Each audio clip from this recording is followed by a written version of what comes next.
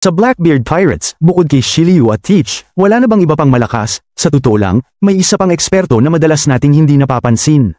Hindi ko tinutukoy si Shiryu kundi si Lafitte na misteryoso. Siya talaga ang tunay na haligi ng Blackbeard Pirates. Sa mga laban ng Blackbeard Pirates sa mga high-level na kalaban, lumabas na ang limitasyon ng 8 miyembro ng crew. Karamihan sa kanila ay mas sikat kaysa sa tunay na malakas, parang mga payaso na walang laban sa mga kalabang mas mataas ang antas.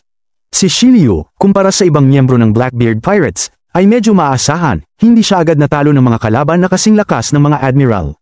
Kahit sa harap ng matinding atake ni Garp, mabilis niyang natagpuan ang pagkakataon para baligtarin ang laban, pero sa huli, hindi niya naipakita ang anumang mahirap na kakayahan. Ang Invisibility Fruit ay walang banta sa New World kung saan lahat ay may observation hockey. Kung hindi lang para protektahan si Kobe, hindi sana nasugatan ni Shiryu si Garp sa kanyang invisible form. Sa kasalukuyan, si Lafitte lang ang miyembro ng Blackbeard Pirates na hindi pa nagpapakita ng kanyang kakayahan, walang nakakaalam ng kanyang tunay na lakas o kung ano ang kanyang prutas na kapangyarihan. Lagi siyang nagbibigay ng misteryosong pakiramdam, sa katunayan, ang kakayahan ni Lafitte na makapasok sa mataas na pulong ng Navy nang hindi napapansin at makalabas ng ligtas ay nagpapakita ng kanyang tapang at talino. Maaaring sabihin na ang tagumpay ni Blackbeard bilang isa sa 4 na emperador ay dahil sa mga plano ni Lafitte.